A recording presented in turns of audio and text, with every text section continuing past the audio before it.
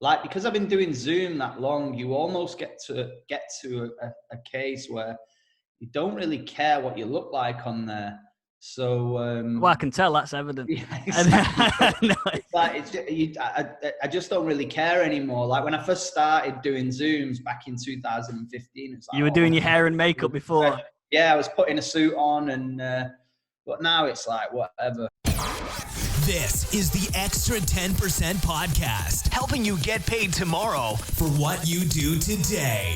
Invite John Holowaty and Mark Hudson to join you at the breakfast table, ride with you to work, or just randomly stumble across them in the afternoon. Let's get the extra 10% out of your day.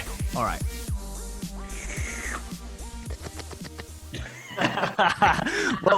I remember that actually just reminds me of a podcast we did ages ago. I think we're in the car and you did like some sort of dolphin sound.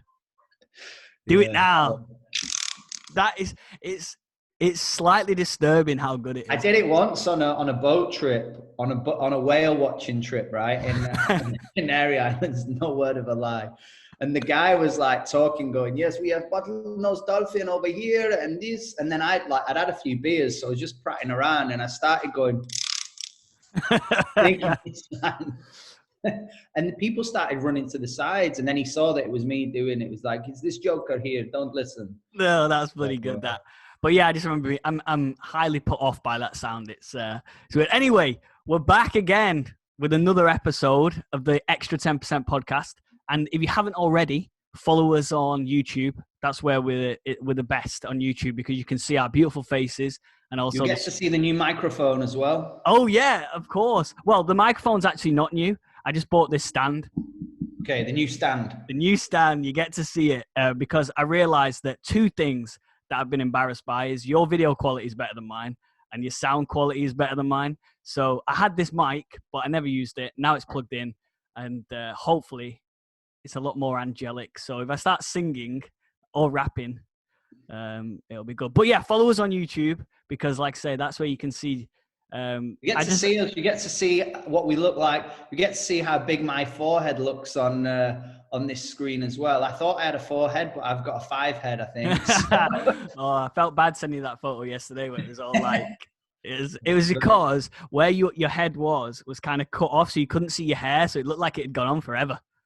The actual head of doom. Well, anyway, whatever. No, so, it's funny. I was go ahead. I was having a good chuckle at that myself. It's funny, these like, because I've been doing Zoom that long, you almost get to a case where you don't really care what you look like on there. So well, I can tell that's evident. Yeah, exactly. No, it's like I just don't really care anymore. Like when I first started doing Zooms back in 2015, it's like, you were doing your hair and makeup before. Yeah, I was putting a suit on, and but now it's like whatever. So it's about the information. It's about the content. But you're not here for models, guys. You know that. Exactly. Yeah, we are not. We are no Brad Pitts. And I don't know what I've come as today. I'm just like, I can see myself here, and I'm in some sort of denim. I'm actually double denim in, or whatever the thing is. I've got denim jeans on. Luckily they're black though, so I guess I can get away with it. But right. Yeah, I look like a goddamn. Yeah, if you had double denim on the same color, you'd look like a painter and decorator. Well, that's what I'm doing now that we're in quarantine and just decorating the house. Actually, I haven't done any decorating since I've been in this quarantine thing. And I tell you what, I am not the type of person to do anything like handy. Like, I could barely change a light bulb. But then when me and Lauren moved into this house a year ago or so, I'm trying everything, like painting, putting lights up. So if you need somebody, like obviously after quarantine, I don't want to be getting, spreading any disease or anything. Maybe you can do a training video on it. On how to change a light, how to change a plug. Mate, it's great. I've already been electrocuted 3 or 4 times as well. So like, I feel like that's quite good, isn't it? But anyway, so what have you been up to this week? And again, we're like week 3. Well, you're at week 3 of quarantine. I think I'm on week 2. Although I've been in quarantine for 2 weeks as well prior to that, because obviously little Phoenix was born. So yeah, what have you been doing in week 3 of not getting arrested by going for 5 runs a day? Yeah. First of all, I think, as we always try and do, like, hope everyone's healthy, hope your family is safe, and just reiterate the guidelines of what your government, wherever you're living, wherever you're listening to this from, say, because it is a serious situation. So My week has literally been the same. I'm just trying to get more organized, get more productive, get things in place for what I'm doing later on this year, and be very much in the moment as well, Right? because Yeah.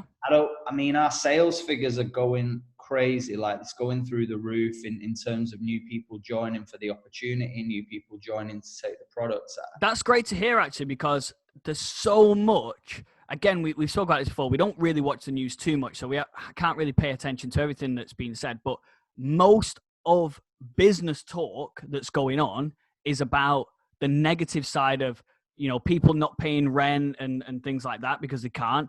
All these things about paying people's wages. So that's great to hear that actually in the midst of all this, there are still plenty of businesses that are thriving, I guess. Well, what's that other app? The Party app or something? Yeah, House Party. That's really gone off this week, especially. My mum's on it. My mum told me about that app before I did. And I'll tell you this, right? So yesterday, and this is just how mental it is, about 4 p.m., I was like, oh, sun's out, sort of finish work after my 3 hours of the day, which we will have to address. I don't just work 3 hours a day. It was just that I can't even remember what I was saying. I think, that was it. Let me tell the guys what happened, because last week's podcast, you started talking about working, and you were saying, I work 3 hours a day, and then and then I was listening to it. I don't listen to all of it back, but just a couple of the clips. And I listened to the bit where Mark was saying, I work 3 hours a day. So I messaged Mark and I was like, dude, I know you didn't mean that you work 3 hours a day, but if there's anyone like watching this that are your customers, no wonder they. Yeah, it's like, it's not getting any of the work done. Yeah. No, what I was meaning to address, a public service announcement, was that while I've been on paternity leave, I've basically, as a business owner, you can't really take a couple of weeks off. Well, maybe, I guess a business my size, I suppose when you get to a massive corporation of hundreds and hundreds of employees, maybe you can, I don't know. But I feel like I could not leave the business for 2 weeks or whatever a general paternity leave thing is. So I was working at least 3 hours a day. That was what I was trying to say, was almost the opposite of what it came across. I'm like, I'm just sat here doing 3 hours a day. No, I've got my son. I'm breastfeeding my son on one arm and I'm working on the other, which is, funny. Anyway, what I was going to say was yesterday, I was like, finished for the day. Actually, I wasn't finished. I still had plenty of stuff to do. So I ended up going back to it. But around about 3 p.m., the sun was out. Lauren was in the back garden with little Phoenix. I was like, do you know what? I'm going to join them because, just like you mentioned before about living the moment a little bit now. There's not that often we get a chance to kind of sit with our family or friends or whoever we're quarantining with and actually go, or like yourself, you're just doing it with a bin bag. It's like, I thought, do you know what? I'm going to enjoy this time. Like, my little son is only 3-4 weeks old. In fact, he's a month old today. And like, I want to go and sit out with him. So I cracked a beer and whatever. Whilst I was out there, my mum has like really got into like WhatsApp calling at the moment and FaceTime calling. I guess basically because obviously I've had a son, so she wants to see her first grandchild or whatever. So we were out there. She rang me on WhatsApp call. So I answered it. And I hadn't even opened the beer yet. So like, I had the phone there and I go to open the beer. And she's like, oh, you've always got a beer in your hand. So I can't remember what she said. It was something of that kind of ilk of like, oh, morning, noon, and night, you got a beer in my hand. I was like, yeah, I'm sure that is the case. Anyway, then she tells me 10 minutes later, my dad comes into the like in the background, and her and all her girlfriends, 7 of them, I've got this house party app, and they're all meeting at 3:30 to drink Prosecco together. So she's having a go at me for having a beer in my hand, and she's got an organized, like, actual, they're like they're pretending to be in a bar, but so I thought that was nice. Anyway, so it's kind of like, my mum would never do that. So the technology, and talking about, like, Warren Buffett talks about this all the time, so does Bill Gates, Steve Jobs did, is that there are plenty of businesses, and this house party is a prime example, that will go from zero to hero in this time of recession or whatever you want to call it. Is that not every business has to go negative. Some businesses can actually become the best they've ever been in this sort of situation, which obviously is what you're alluding to with regards to, I mean, do you want to do another public service announcement as well, that you've not always got a beer in your hand? No, I know that. But what I thought I'd put that in there because literally on one hand she was saying, you've always got a beer in your hand, while she was getting my dad to open a bottle of champagne in the background. I was just like, I'm not sure what's going on here, but anyway.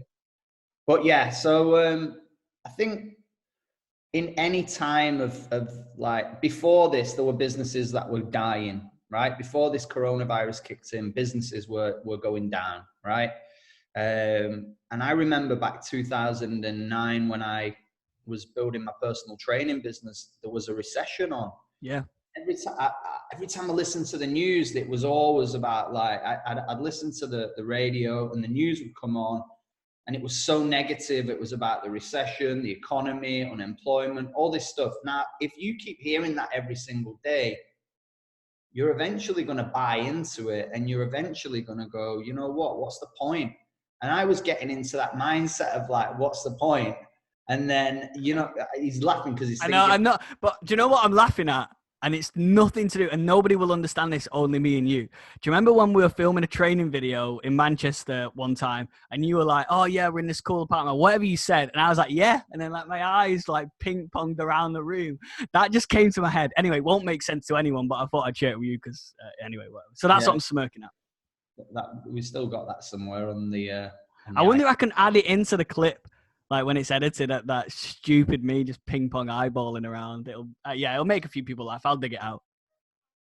So it's all about like what you focus on, and we touched on this last week, and it's a mindset thing. But this positivity will kind of grow positivity. I just want to share some. I think it was this week, or it might have been last week. I can't remember. The whole thing's like reeling into one. Right. Yeah. The Samaritans rang me up and said, are you all right? Have we seen your video of staring at a bin bag blowing around? I donate to the Samaritans, and they rang me up and they were like, hey, we've noticed that your credit card has expired. You know, it's changed numbers, all that kind of stuff. And the woman on the phone was kind of like really, I could tell in her voice that she was a little bit, not negative, but a little bit like told herself the story that no one's going to be like donating now. Right. Yeah. Just the tone of her voice. It wasn't like really excited. It was like almost like defeated before she'd finished the conversation, if you know what I mean. So she goes, hey, your credit card, blah, blah, blah. Would you be open to starting again? And I was like, yeah, for sure. Let me just give you the new credit. Give me my new bank number. So gave her the bank number, and then she said, and here's the mindset thing. She went, would you be open to like staying to the same amount that you were donating, or would you like to reduce it? I was like, what? And I'm thinking in my mind, why would you ever ask somebody to reduce if you're having a sales call, which is that, let's face it, that's what it is. Yeah. We're always asking, do you want to upgrade? You're not asking, do you want to reduce? But her mindset was kind of, I don't know the girl, I don't even know her name, but I guarantee that she was buying into all this noise and all this stuff around the economy and all that kind of thing.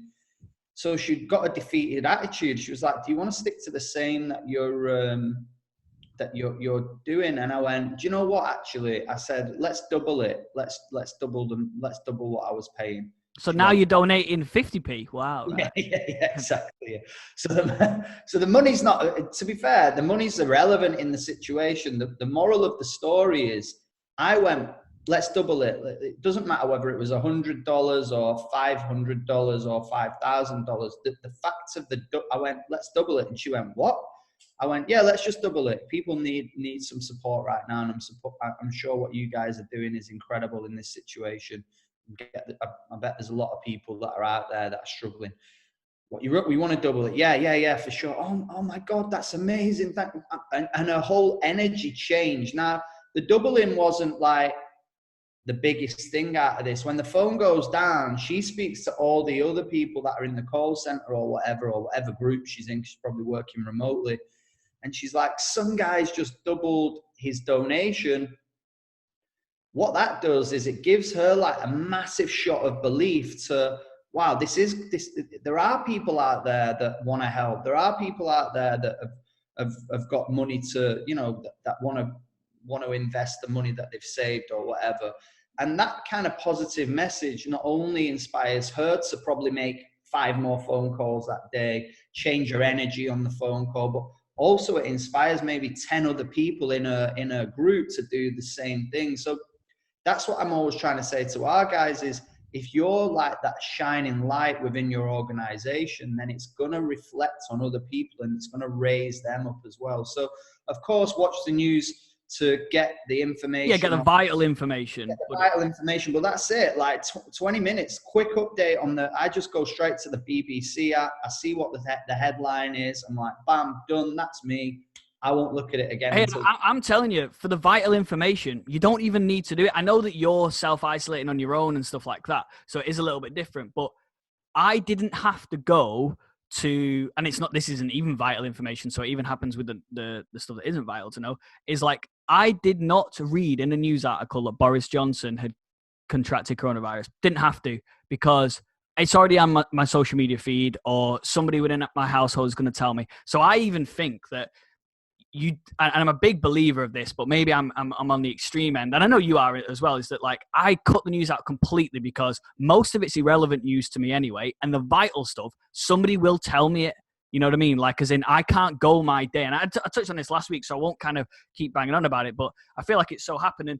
You sort of touched on a couple of things there that I like wrote down because I think they're so important, is two things. And I do this myself, so I'm glad you've kind of highlighted it, is when you pick the phone up or speak to somebody for the first time speak to somebody about what it is you're doing, your business, and you are on a sales call, whether that be face-to-face or on the phone or whatever, is you might have said that same sales pitch for 1,000 times, right? So like, and you've heard every objection, whatever. And it's like that woman who spoke to you may have made 1,000 phone calls that day, right? And you were 1,001. But what she missed before speaking to you was that was the first time that she'd spoken to you that day. So if she'd have come on and been really cheerful and chipper, you would just like, it's like, I'm trying to, the best way to explain it is like, she may have been miserable because the last phone call, someone told her to get lost, right?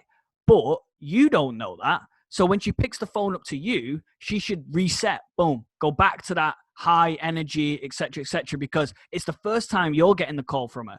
So it's, so it's like, and that's the same with all business, is like, you may have just put the phone down for someone who's been the nastiest person. They've called you everything under the sun.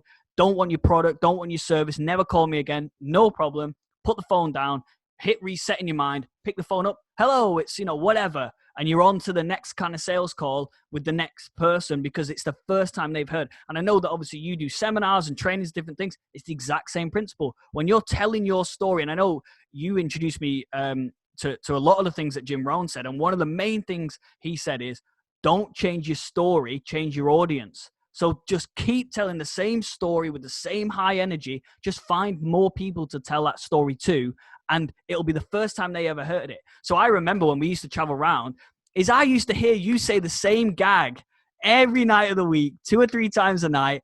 And that was nothing to do with you giving trainings. That was just you. No, it's like you give the same thing, but the people in the room, that was the first time they'd heard that gag. So it worked. And the like other layer that happened was that you'd said that same story, whatever it might have been, so many times that you knew when to pause the best to get the best effect, to get the point across the most effective. So it's kind of like you became so efficient at telling the story that you then were able to sell more people because you were better at telling the story. So if that lady who you spoke to on the phone, if she'd have just stuck to what she did on the first call when she was probably really excited that morning, she'd have done that every single day. Her conversion rate, because again, I know it is a charitable thing, but we'll still call it a sales call, is her conversion rate would have gone up because every time she just put the phone down, she just hit reset, went back to it. And it's the same, like as in, anyway, whatever. It's kind of, that was the one thing. The second thing that you sort of said, and I really try and live life like this, but it's easier said than done. But I remember, and I do bang on a lot about Will Smith as well. You can sort of see the type of people that I listen to, Jim Rohn, Will Smith, there's not many people. Anyway, one of the things that he explained, that his goal every day is whatever interaction he has with a person is that is the best part about their day. Is whatever, if they have a conversation with him or whoever he meets, doesn't matter whether it's someone in a shop or someone in his family, the conversation that he has with them, that's the best part about their day. And the reason being is that butterfly effect of it will ripple back. And you just literally said this, is you've made that person that you spoke to on the phone go from a negative situation to a positive, which is almost a little bit bizarre because she should have done that to you. It should have been the flip side. She should have been pulling you up, whatever, but that's a different thing.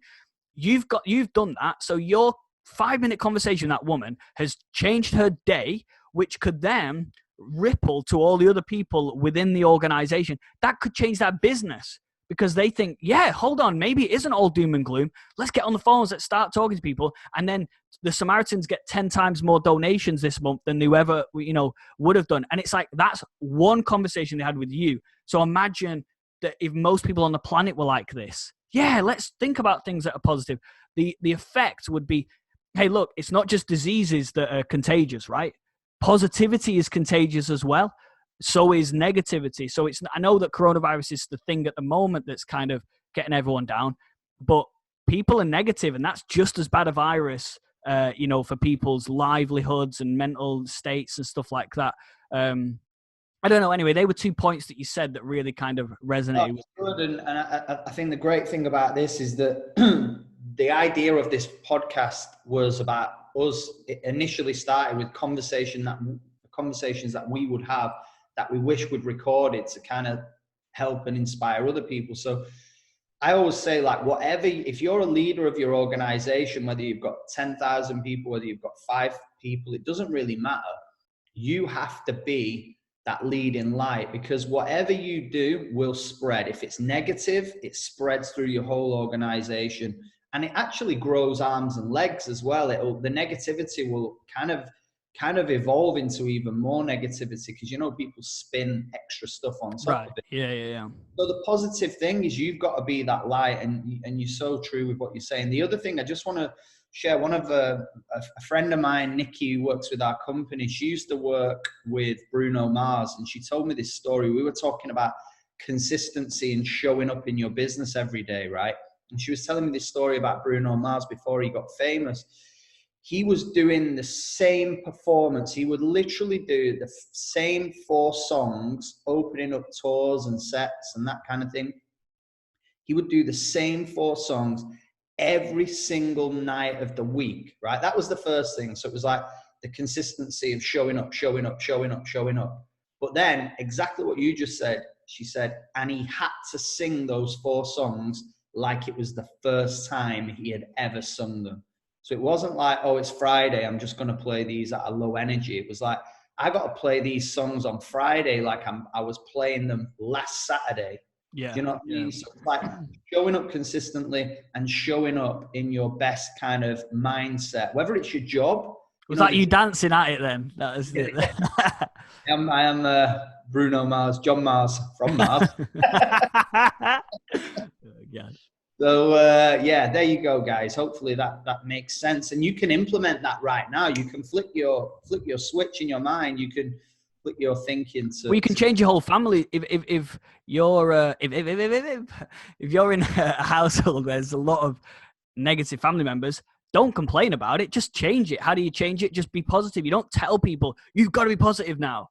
You don't do that. You just start being positive, and then eventually that becomes contagious, because who do you want to be around more? The person who's excitable, that's going places, doing things, or the person, I was going to swear then, the person in the corner that's sat around complaining about everything? It's like, you can only take so much of that. So if you start being positive, people kind of they get attracted to that. Jim Rohn talks about it. Success isn't something you pursue, it's something you attract. How do you attract it? You become an attractive person, not like visually like you and I, where, we're obviously very beautiful, but you attract it in the way that you are as a person. You are positive. People want to get around that. And then everything self-perpetuates. Opportunities come your way because you have attracted the right people into your life. And so, but one of the things that I thought would be really good to kind of talk about today is, like, now that we've kind of caught up and stuff, is that in this quarantine, I guess, period, or even just the last kind of month, I've really realized, and I didn't know this was going to be the case, the sort of similarities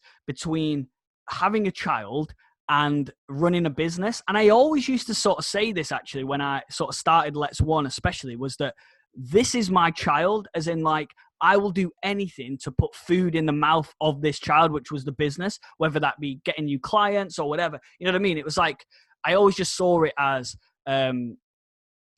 you don't close up shop at the end of the month unless you've achieved what you needed to achieve, because that is the equivalent of your child's going to go hungry, and you would never do that, if that makes sense. And I used to use that analogy, but I never really understood it because I didn't have a child. But obviously a month ago, I did. I was going to say I gave birth to a child. I didn't give birth to a child. By the way, just a quick one on that. Do you celebrate 4 weeks old like a proper party? I don't, but then I don't really even celebrate birthdays. But like my sister is quarantining with us, and obviously Lauren, and they've got all these like little cards that are like, my first bath, my first poo, I don't know, all these kind of things.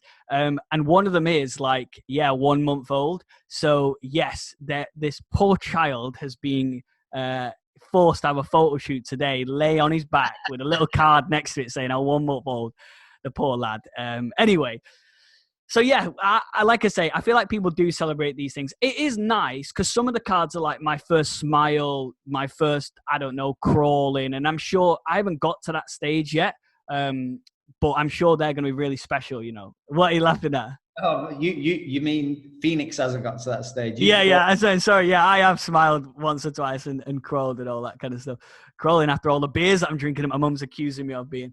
But one of the things, like I say, the kind of, it's really hit home in the last kind of 4 months of like the things that I've done with employees, not like bottle fed them, but like the things that I've done with employees to like teach them new stuff and things like that.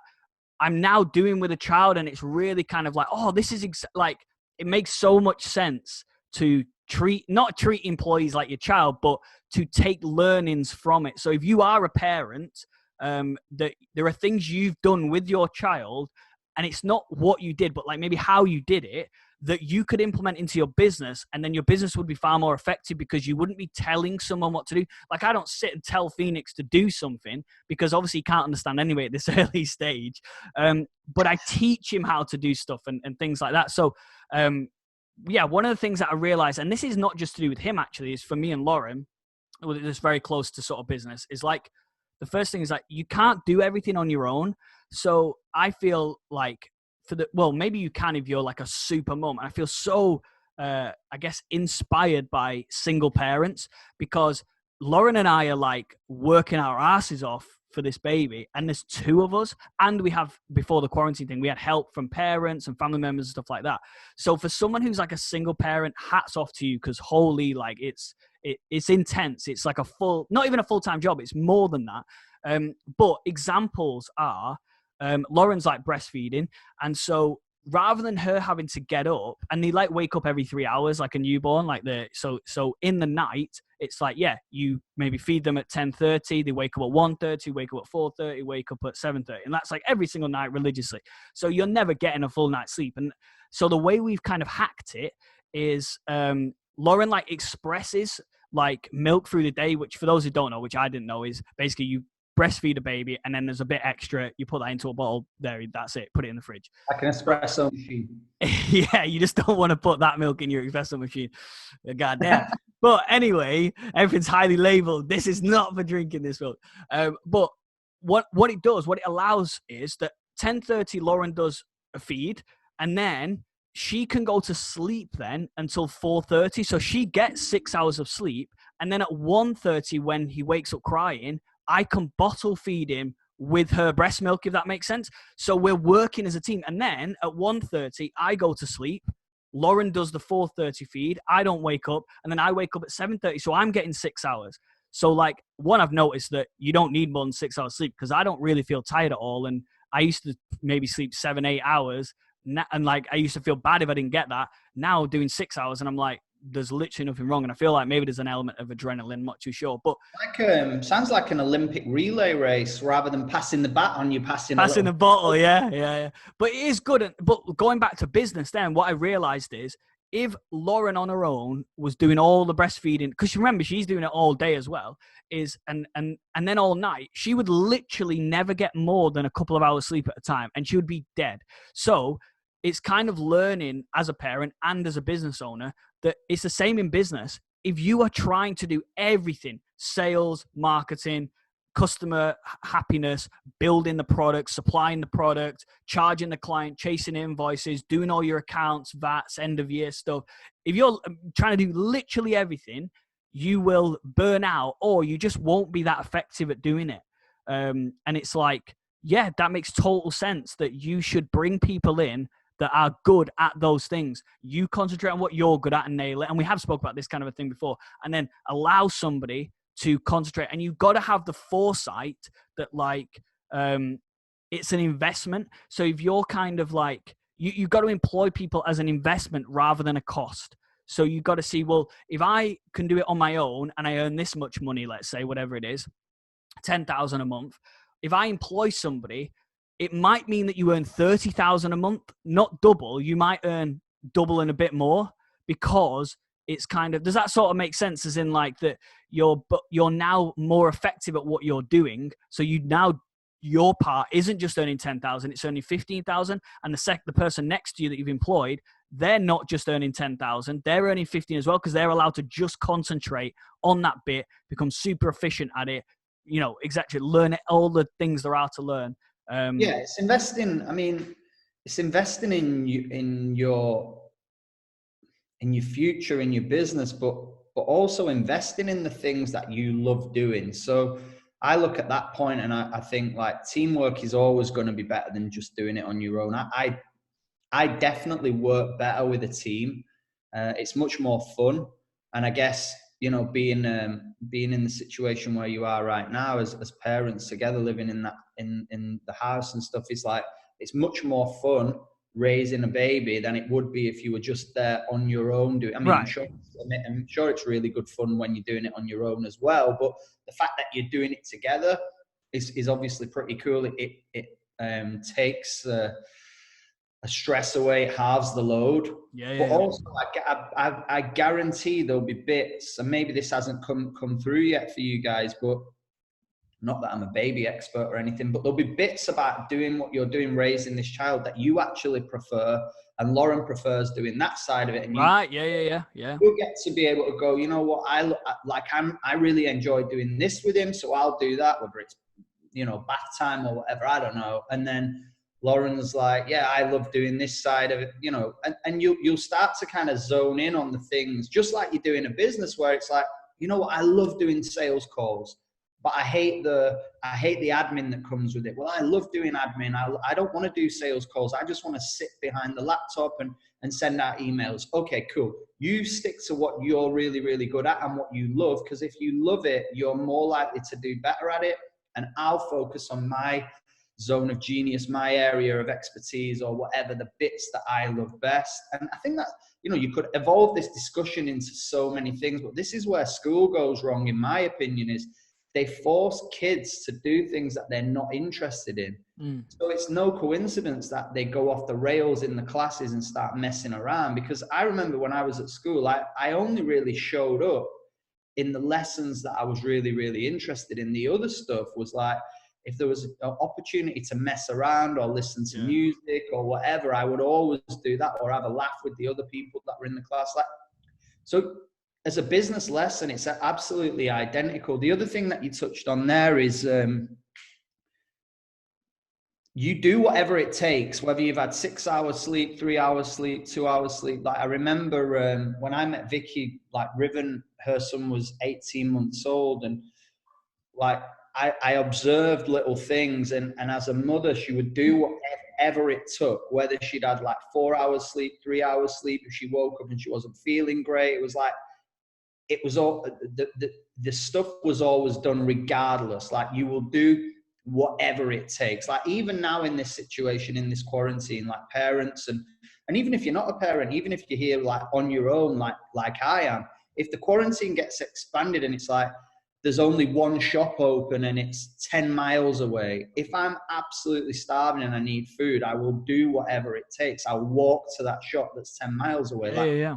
You do, as a human being, you do whatever it takes. And it's the same thing with like different countries are going through this, in different stages. But if you look at, like, this is why I have so much respect for the third world countries and these evolving countries that are coming up. I watched a documentary once might be wrong about the location, but it was these families in the Congo, and they were trying to get from some town, I think in the Democratic Republic of Congo, they were trying to get up one of the rivers.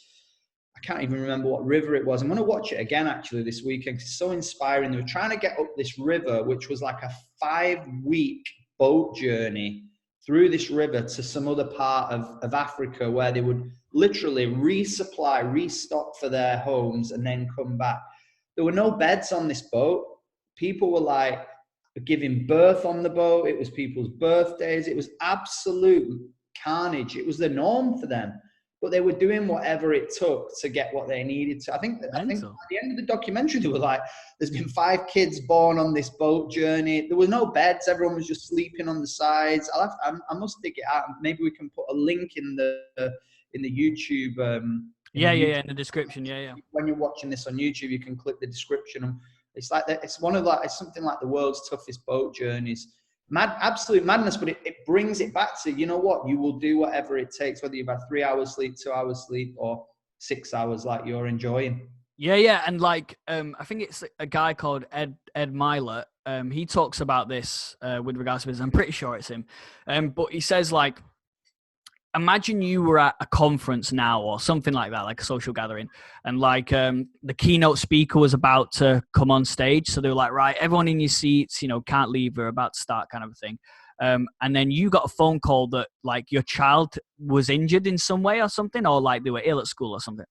And then you got up to leave. And then the security guy was like, no, you got to sit back down. Like, we're keynote speakers about to start. You'd be like, no, my child's got to, like, my child's ill, like I'm going to leave. And like, no, you can't leave. Like, you've got to sit back down. So, what would you do then? You wouldn't go and sit down and just accept it. You would do whatever it took to get out of that arena. And then imagine you got then outside the front, and again, there was another security guard. You wouldn't just accept him saying, no, you can't leave. You would just go, I'm leaving. And then imagine you got to your car and like, it didn't start, the car didn't start or whatever, or you'd left your keys. Maybe you'd left your keys inside. And then you go back in. The security guy, you can't come back in now. Whatever. Oh, I've left my keys inside. You would keep going. And I imagine you get in your car, and then it doesn't start. And then you find another person's car. You would do whatever the hell. You'd steal a car if you've been told that your child was in hospital or whatever as an emergency situation. You don't give a crap what else is going on. You are getting to that hospital no matter what.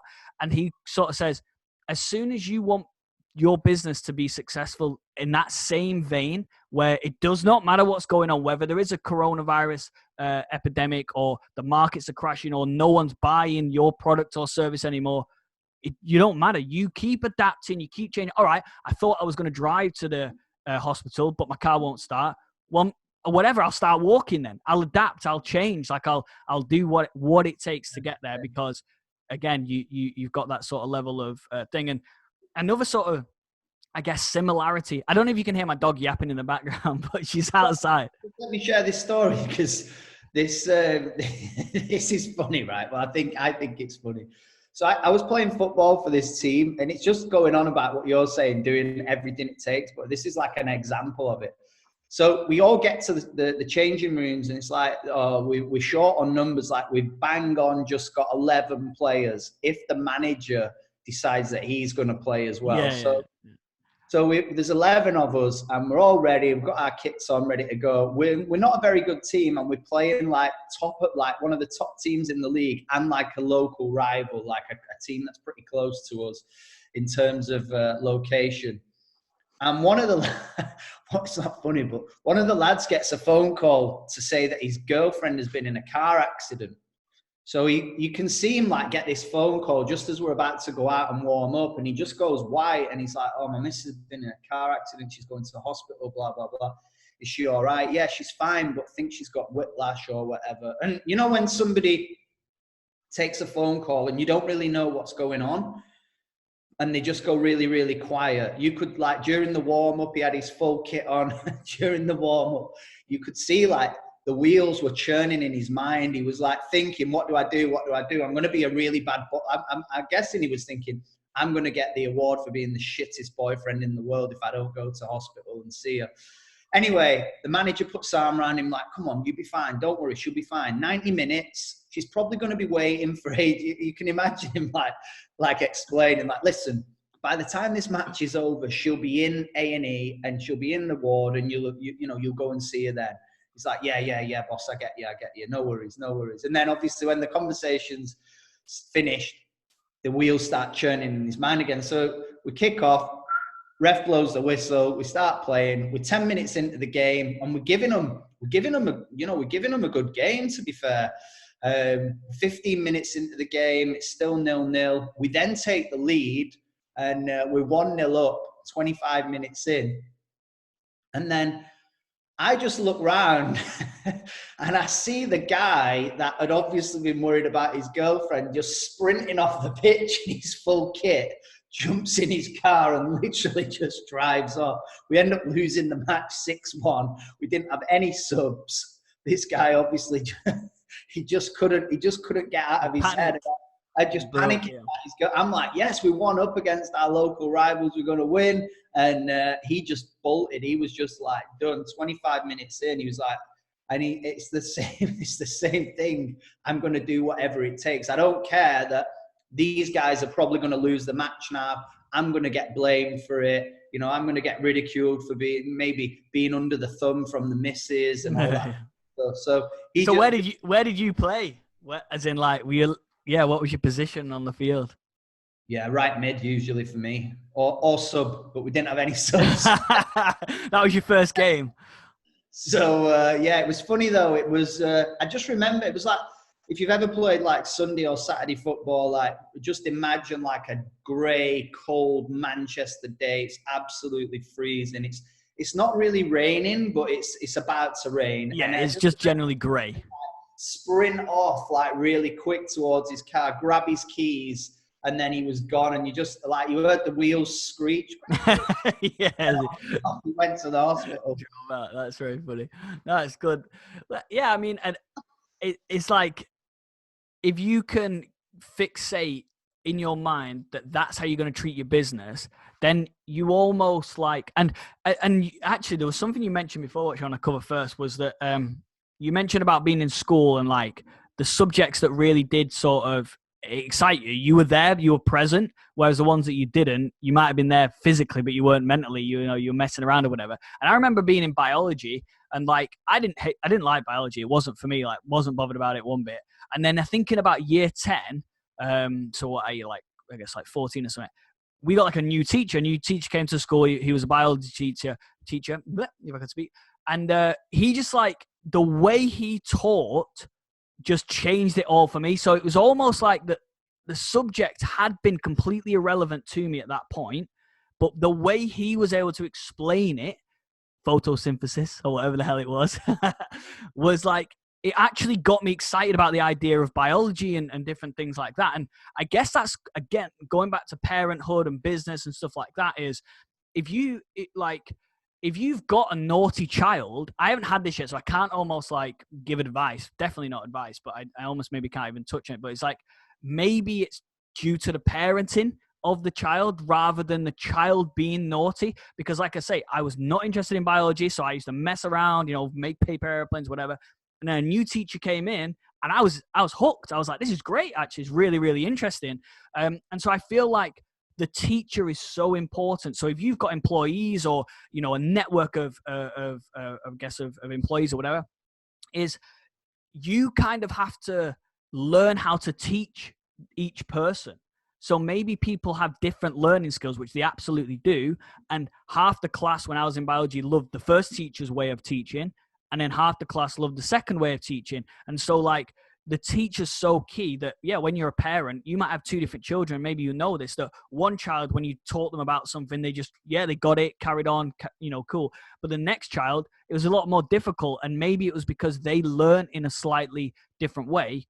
And that's the same with employees. Like, I've had employees that like, I've literally explained the same thing in the same way that I did with the first one. They've got it, understood it, and thrived.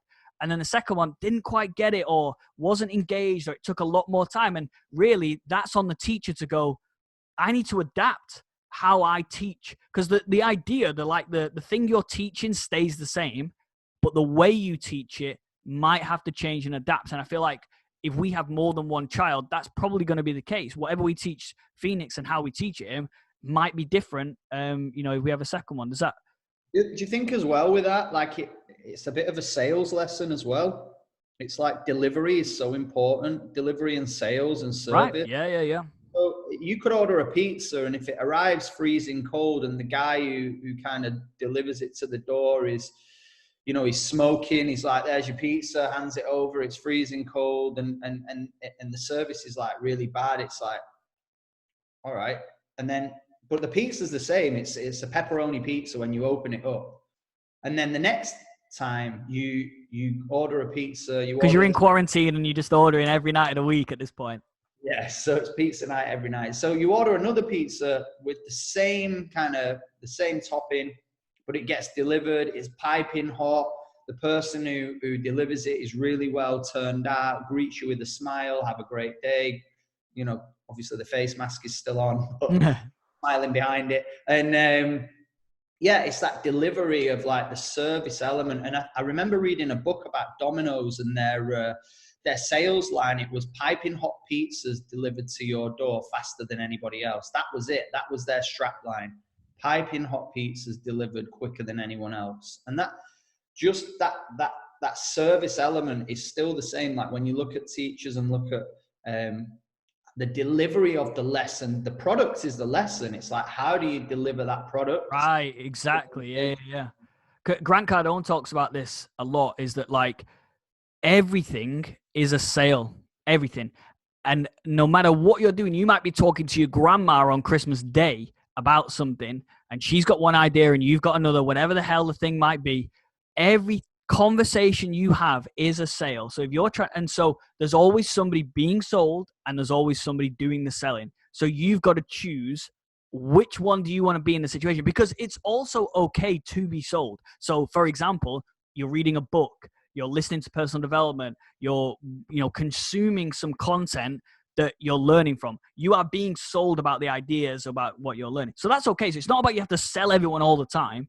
But when it comes to you wanting to get your product across, your idea, whatever, it is a sales situation no matter what. So the number one skill, I guess, in progression is being able to, I guess, sell. And then a long time ago, I found out that all sales is, or like an idea that made real sense to me was, it's the transfer of enthusiasm about an idea or a product into somebody else. That's what a sale is. There's nothing more to it. Being a parent is, because you're going to have to get your little laddie to do, you're going to want to influence him to do things at the clean the house, do the washing, clean the cars, all so just to kind of bring it back to the point, top, like 4 weeks in of being a dad, top 5 lessons. Let's go. Right. Brilliant. So I'll actually do twofold here, is like, I've learned a lot. Is that what you're sort of saying? Like the lessons that I've learned? Yeah, that's what I mean by lessons. Yeah. One of the main things is that the child tells you like when it needs something. So like it doesn't know how to communicate, so it just cries, but it doesn't really cry. It just whinges. So the main thing I've learned is that babies only really, especially this young, need 3 things: the nappy changing, to eat, and to be burped. That's it. They don't really need anything else. So lesson 1 is, if you can just focus on giving them those 3 things, not overcomplicate the situation. If the child seems upset, has he had his nappy changed recently? Yeah, he has. All right, so it's not that. Has he been fed recently? Yeah, he has. Not that.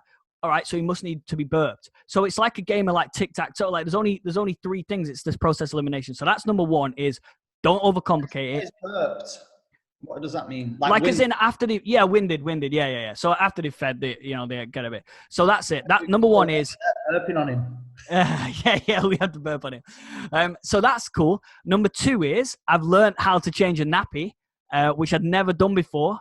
As in like, I guess, and it's actually not that scary. And I guess the other thing that I've learned within that sub-learning is you're not that bothered about your own child's mess, if that makes sense. So like, I guess if it was somebody else's nappy that I was changing, like if I was changing your nappy, for example, I wouldn't be happy about that.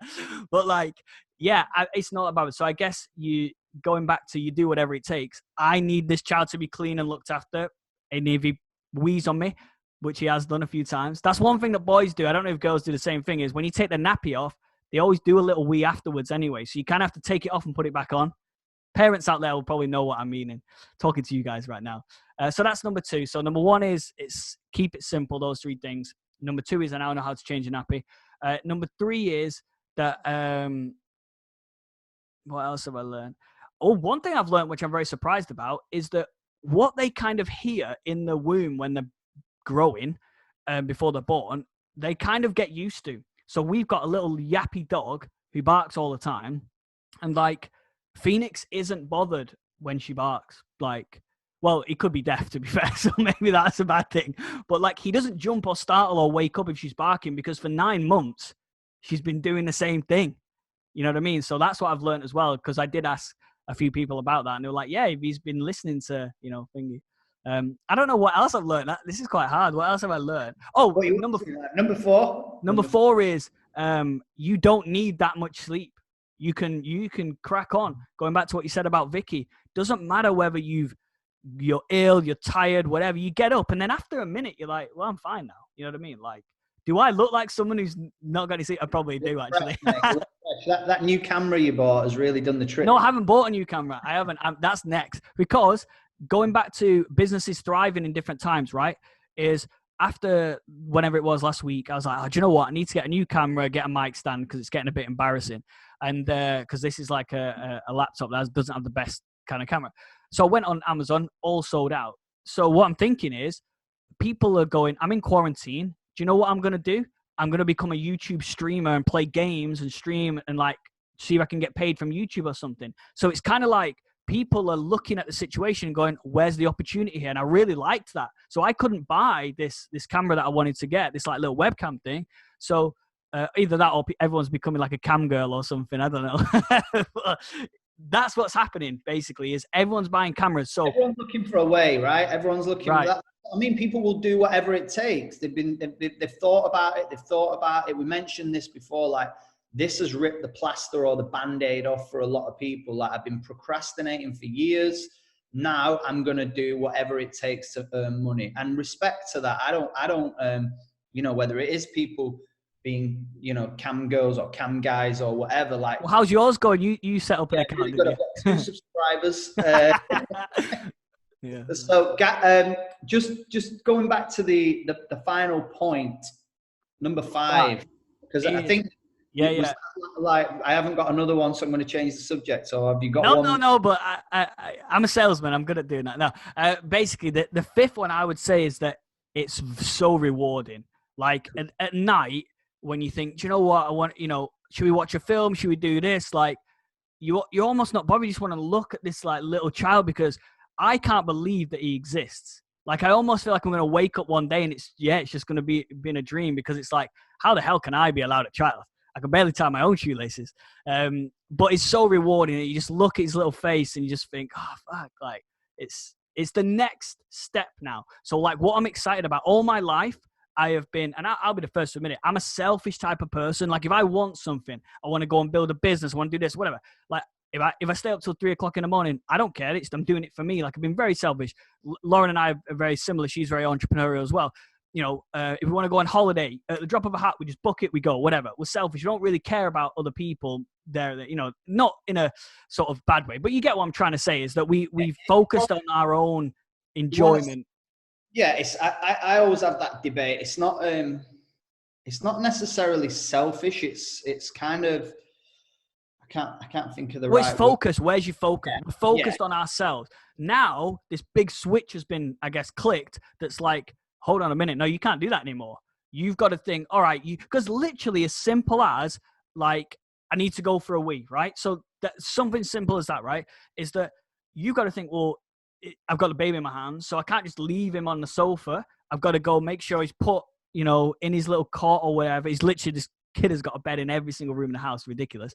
So, yeah, he's got to go be put in a cot. You got to wrap him up. Is he going to cry? Is he not? And it's like, you just want a wee at the end of the day, but everything is this thing is first. You know what I mean? It's not, there's no situation where you go, I'll just go and do that. What are you laughing at?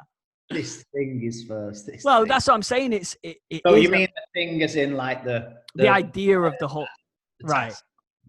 Exactly. So it's amazing, but it's very rewarding, and like all like relating everything back to kind of business is like I've gone from thinking about myself and being, I guess, a practitioner of my own life, right? Very similar to when you start a business, you're the one doing it, right? Whatever it is, making the sales calls, doing this, that, the other. Then when you get an employee, or in my case, a child, now I'm having to teach this child how to be their own practitioner in their own life. And that's going to be me for the next 20 years or so long, you know? And that's the same in business. You get an employee and it stops being about you, and it starts being about, how do I teach this employee to be a practitioner? And then I become the teacher. And then they do the same thing. And it's a ripple effect down. It's kind of, and that's the progress I'm on. Because if you think about it, my parents did the same. They lived their lives. They got to a certain age, had me as a child. Then they stopped being the practitioner about their life. I didn't really stop about their life, but they started to dedicate some time towards being a teacher to somebody else so that they could be a practitioner. And then now I'm doing the same, and so on and so forth. Does that sort of make sense, I guess? Yeah, no, massive. I think one thing that I heard a guy say, a friend of mine, was when his son was born, he was like, whoa, he said it was such a surreal feeling, because he was like, I'm willing to die for somebody that I've just literally met and I don't even know. Like, yeah. He said, if I had to jump, like if I had to do anything, I would do it for this baby that I've literally don't even know him. I've not, and you see it in nature as well. I don't know if you've ever seen the movie Blackfish. Yeah, I have. Yeah. It's a really good movie in terms of like how we should respect nature and wildlife. And they separate these killer whales, these orcas, and they talk about the crying that goes on. Some of the instructors that they said one of the reasons that they quit doing what they were doing was when they separated the calf from the mother, the crying that they heard was just haunting between the baby and the mum. And it's like, this happens in nature all the time. It's that kind of unconditional bond between a parent and a child. And it's, maybe that's one thing that's come out of all this that's going on, is you see it a lot about the nature, like dolphins are swimming back up to Venice is the cleanest it's ever been. The waters through Venice.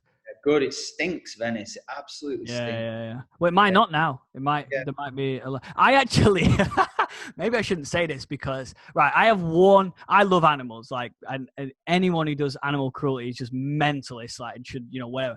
But I have a pet hate for pigeons. I don't know what it is. Right? And you love pigeons, actually. You're the actual pigeon whisperer. But I hate pigeons. I don't know what it is. Maybe as a child, like a pigeon attacked me or something. I don't remember. But anyway, I literally, St. Mark's Square, for anyone who doesn't like pigeons, don't go to St. Mark's Square in Venice, because that's where all the pigeons are. My worst nightmare. I had like anxiety attacks in St. Mark's Square. So I wanted to get rid of all the pigeons. But like so is Home Alone 2 like a horror movie for you with the pigeon woman? Can't really remember that, but I remember Mary Poppins being a bit scary with the Feed the Birds. Home Alone 2, because I think that's the one, Lost in New York, and right. A little. Is that the one with Donald Trump? Yeah, I think so. Yeah, and Kevin meets this pigeon woman, and it's a good story. They're good pigeons. I mean, I know they have been called flying rats, but and they carry germs, but don't all living things, as we realize right now. Yeah, even humans, especially now. Yeah, that's the crazy sort of thing. But and like, just to kind of touch on a final point about parenting and business, is one of the things I'm very excited to do, because I haven't done this yet, because unfortunately Phoenix, he's not driving yet, and he isn't, he's not really doing much at 4 weeks old. Is like, I thought he'd be there by now, is what I'm trying to say. I thought he'd be off to university, learning how to play football now. But I'm very excited to teach him like how to think rather than what to think. So like, you touched on the schooling system being a little bit kind of doesn't really work to a degree, which I'm sure we can all agree on that. It's not the perfect scenario for teaching.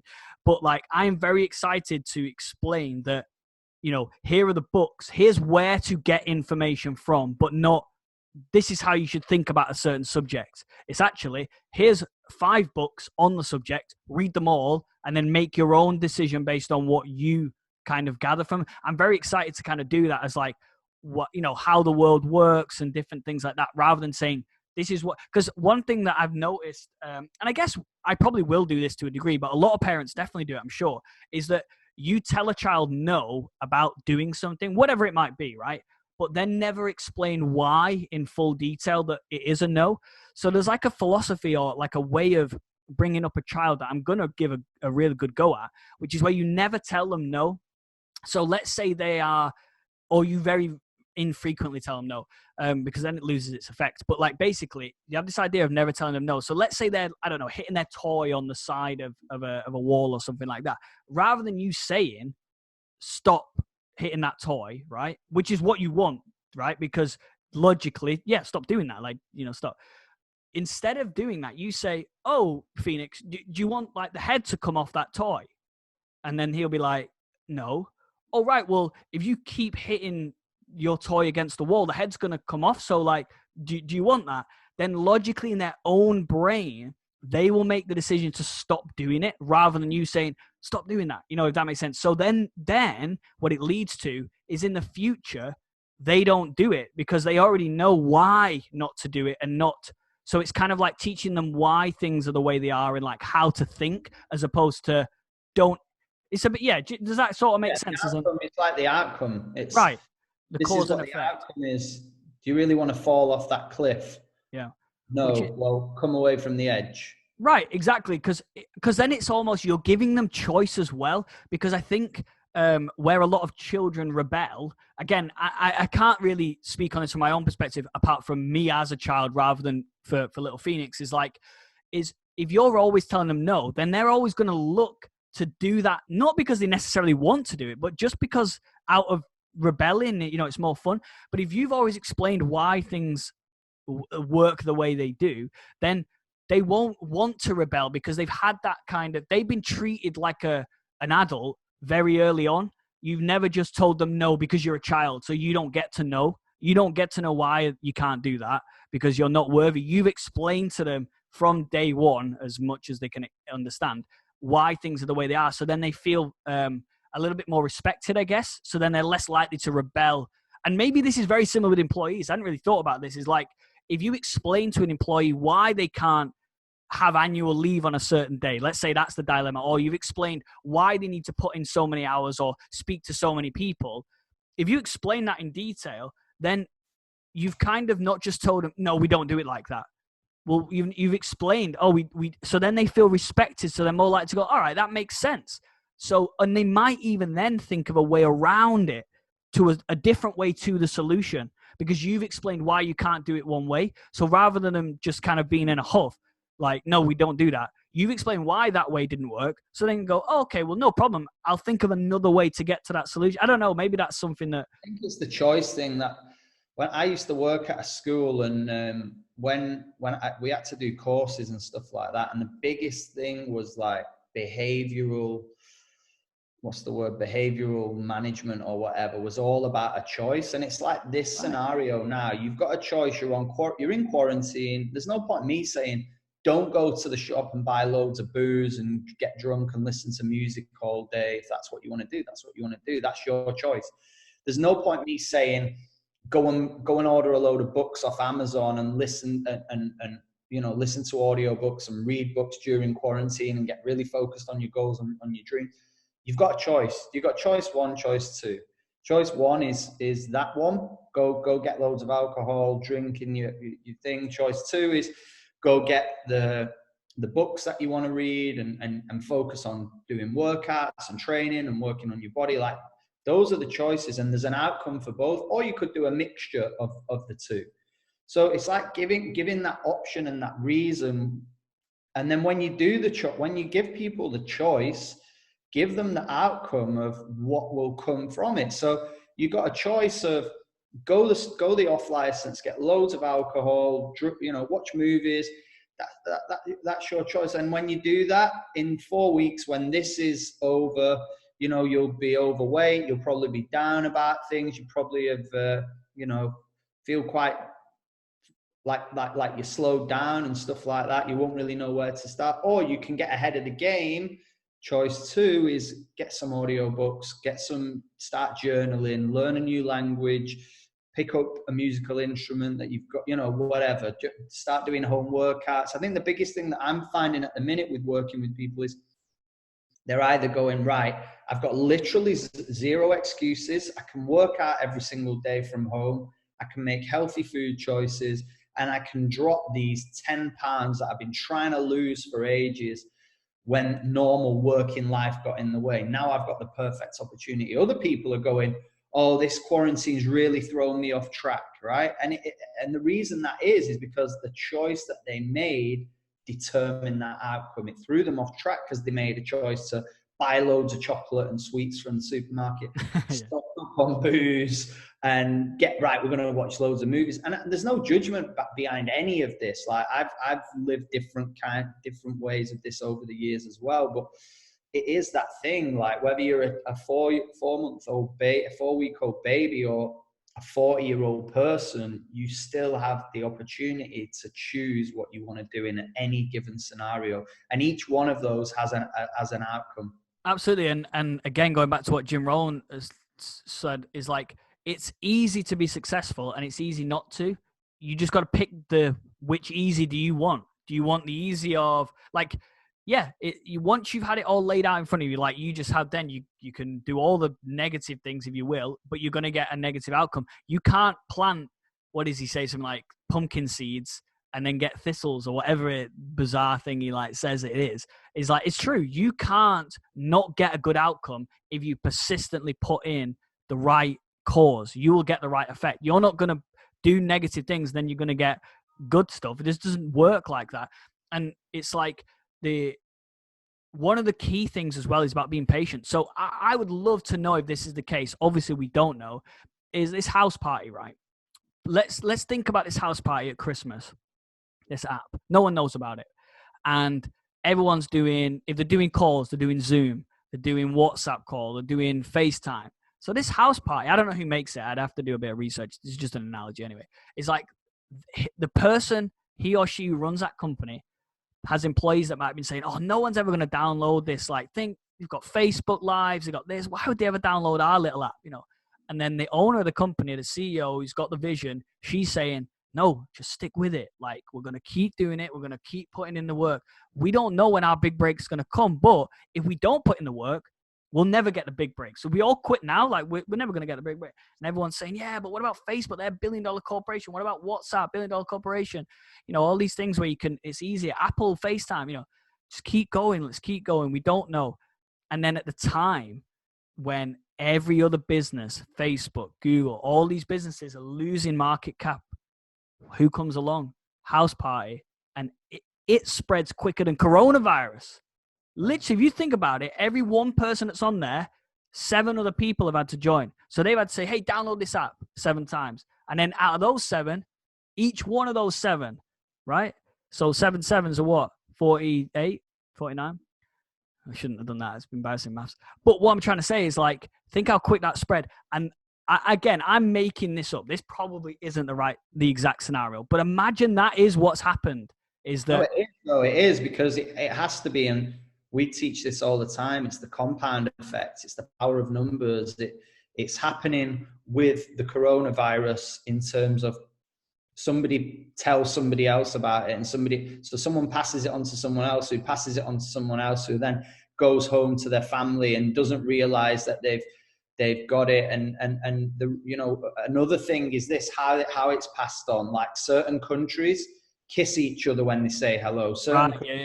And so there's all these other bits that are, then you do the same thing with an app. It's the same thing. I've started using this app. Right. Let's get a call on here. Right now, get your whole family on it. And like you said, one person tells 7 other people tell 7. Those 49 people tell another 7, and so on and so on and so forth. And it just spreads completely. And then eventually you've got my mum giving me grief for opening a Budweiser at 3:30, and she's having a champagne goddamn party with her girlfriends at 3:30. It's mental. But it is great. And like I say, that just comes back to they could have given up that Holowaty. Again, I'd be a bit embarrassed if it's like Facebook have made the app or something like that. Tipping Point. Have you read that book? I have. Yeah. The same thing. That tipping point. The one thing they will look back. They will all. Whoever owns that app will become billionaires from it. Oh yeah, it'll be something big because then you've got the funds to build it up. As we know, and they will become multi-millionaires, and they'll go, the coronavirus was our tipping point. That was the thing. So you've got two stories. I don't know why I'm swearing, but you've got two stories that will come out of the coronavirus epidemic saga period of time. I became a billionaire because of coronavirus, or I lost everything. You know what I mean? It's like, well, what story do you want? Obviously, there's 1,000, it's a scale. There's 1,000 different. My business went to the next level, or my business got 5 levels. Because you hear those stories about, I heard someone saying to me, it was about 3 weeks ago on a call, they were telling me their story, and they were like, yeah, everything was going great, and then the crash hit in 2008 and it all fell apart. And then you'll have somebody that will say, you know what, everything was going slow, and then the crash hit in 2008 and it went through the roof. Yeah. So there we are. What's your plan then for the week? Because we need to. So I think obviously looking after little Phoenix, making sure that he's all right and fed and stuff like that. Again, similar to what I said last time, is just really appreciating spending time with family that I never would normally get. Like, as in, both Lauren and I run businesses, so we're working flat out all the time. It's great to see my sister because she works normally on cruise ships, so she's away for 9-10 months of the year. So it's just really good to spend time with people.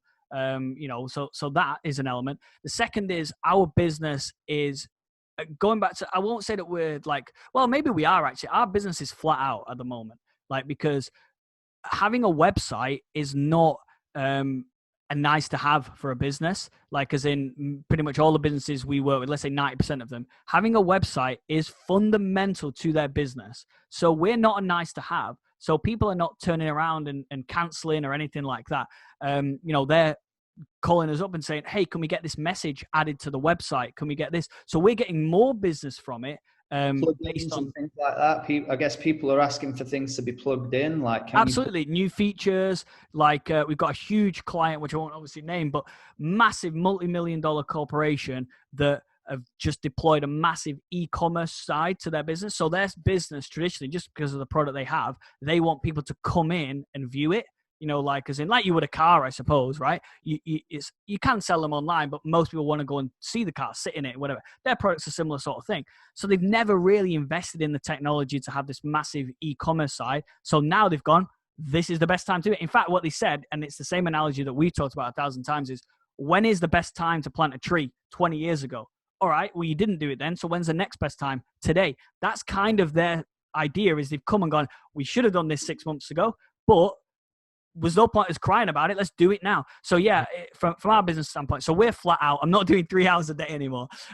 We're like back to 10 and 12. But so that's exciting and things like that. So yeah, that's what we'll be focusing on this week, is just making sure our clients are comfortable knowing that we're taking care of everything basically. And we're very fortunate, and I almost set the business up purposely like this anyway over the last few years, is that we have had zero effect from having to work from home. So everything's online anyway. Our nice to have was being sat in an office together. It wasn't a necessity. That was a nice to have. So now it's like, well, let's just go home. You can be in your own environment, everyone's got a laptop. They've all got Zoom, so we can do calls like this. So we have literally had zero effect from a day-to-day working perspective. So yeah, what about yourself? What are you working on this week? I love it. I think as well, just going like what you were saying there, this whole e-commerce stuff is going to get bigger and bigger and bigger, and people's tipping points. Like, there'll be so many web designers out there that'll be thinking, I just haven't been able to get a job. I haven't been able to get work. And now there's going to be a massive influx of, people on a micro level are going to be getting rewarded for their journey, for their patience, for their sticking with it. And people are going to be getting that phone call or that message saying, hey, we need extra staff to help with our growth. So I think there's going to be a lot of people that have got, again, we touch on Jim Rohn. We're probably name checking every single week on the podcast. Well, I think, to be honest with you, I don't think there's anyone better than him that because like what we've got to appreciate is everyone who's personal development now, great, plenty of amazing people out there for sure. They're all sort of saying what he already said. You know what I mean? I know that Napoleon Hill sort of wrote the Bible on personal development with Think and Grow Rich, but Jim Rohn, I think, took it to the next level. And I don't think anyone's been able to articulate things better than he has, if that makes sense. So I think he has every right to be in every podcast. The thing that I was going to say was the new skills, right? You're paid what you're worth. So get some new skills. This is why it's the perfect time to go, you know what, when's this lockdown going to end?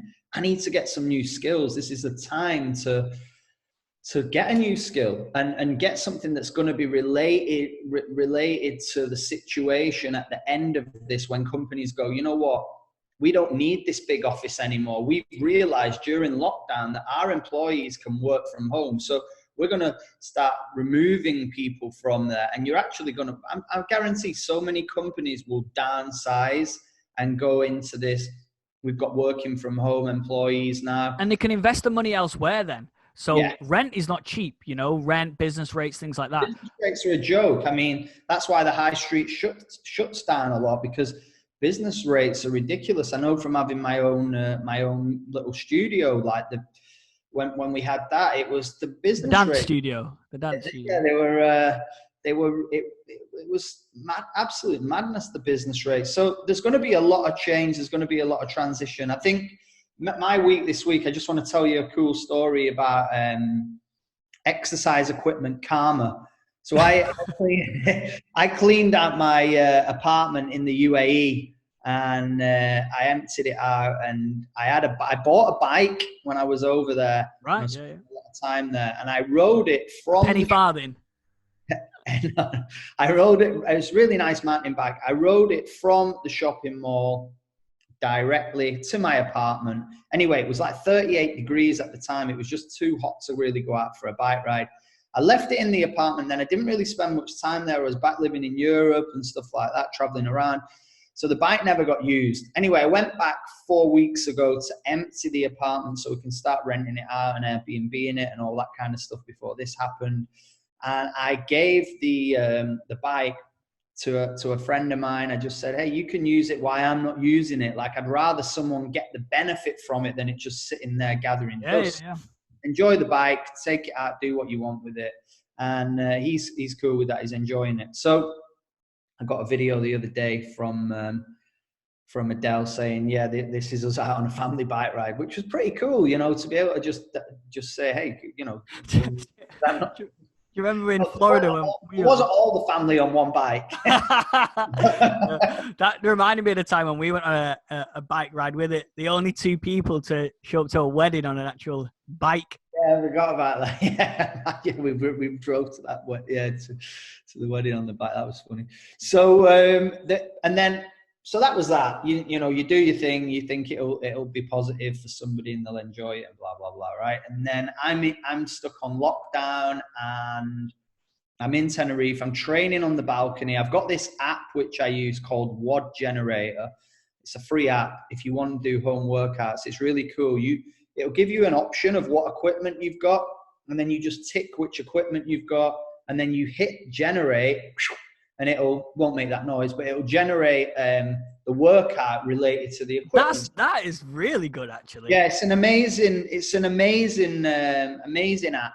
So I put in there skipping rope and a towel. Well, and a bin bag. What did you do with the bin bag? Yeah, I'm doing squat jumps with a bin bag. So I put in there a gym mat. Obviously, I haven't got a gym mat, but I've got a towel and skipping rope, and then obviously bodyweight exercises. So it's come up with workouts related to that, like a minute skipping, 40 seconds press ups, and then 10 seconds sit ups or whatever, and 10 rounds of it. Anyway, I put on a post as anybody in a group, and this is a cool thing about community coming together. I put on a group in Tenerife. Anybody got anyone know where I can get some fitness equipment, dumbbells, kettlebell, whatever? And a really good friend of mine reached out to me the other day, and he was like, hey, I've got these rusty old dumbbells that are in my cupboard. Do you want them? I've got to drive up to your way in a bit anyway. I'm on Tuesday, I think. So if you're around, I'll drop them off for you. So he came on on Tuesday with these dumbbells, and it's just been like, I was thinking, wow, that's exercise fitness karma in like a really quick sense, because sometimes with karma it takes a while to show up. Oh yeah, for sure. Yeah. Karma, that was almost instant. It was only like 3 weeks away. So I gave someone, you know, something that was related to that I wasn't going to use, and then the universe has spun it back. Like now I've got these dumbbells, I can work out, I can intensify my workout. And it'll happen again. Yeah. Like, as in that guy, whoever he is or she is, I didn't know if you say it was he or she, they'll get some form of karma. And it might not even be anything related to fitness. He might run out of petrol and someone goes, no problem, I've got a jerry can, I'll come help you out. And it's like, going back to, if you look for the positivity in everything, you will find it. There is always some, you know, but anyway. Maybe that's it. That's a great way to end. Mic drop. Yeah, well, I can't drop this mic because it's on a stand. But next week, if there's not, obviously, before we sign off, follow us on YouTube, subscribe to us on YouTube. That is where you can see our beautiful faces. Obviously, we're on Spotify and iTunes podcast, so you can listen to it. But yeah, I think hopefully this time next week. Well, share it with as many people as you think may get some value. I've had some Instagram messages. People are loving the podcast, and reach out to us on Instagram. Follow me, john.holowaty. Send us a message if you've listened to it, like, or watched it on YouTube. Let us know your favorite bit, and message us with anything that you want us to cover. I think that's a good one. Go ahead. What's our page? Let's one _ is it? No. If you go to johnandmark.co.uk, right, all the links are there. That's the best place. johnandmark.co.uk. Instagram though, is it John and Mark? Yeah, all our Instagrams, every handle, I believe, is johnandmark_. That's what it is. So if you're on Instagram, Twitter, I think Facebook might be John H and Mark H or something like that. But if you search for John and Mark or the extra 10% on any of those platforms, we will come up for sure. But a funny thing is that somebody messaged me on Instagram and was just like, oh, just seen your podcast, blah, blah. Got a question for you. I was like, oh, brilliant. Like, yeah, like, just like some of the other stuff that have come through. Love helping people out, whatever. What do you use to record it? I was like, oh, God. Yeah. But that just made me laugh because I was just like, oh, right, yeah, let me tell you. So anyway, great podcast. Well, that's coming from me anyway. I don't know what you thought about it. But we will see you guys next week for what will be 1 month of quarantine. Thereabouts. So, see you guys next week. The Extra 10% Podcast. Remember to like the John and Mark Facebook page on Facebook or visit johnandmark.co.uk for exclusive updates and content. Why not share this podcast with a friend and help them get paid tomorrow for what they do today?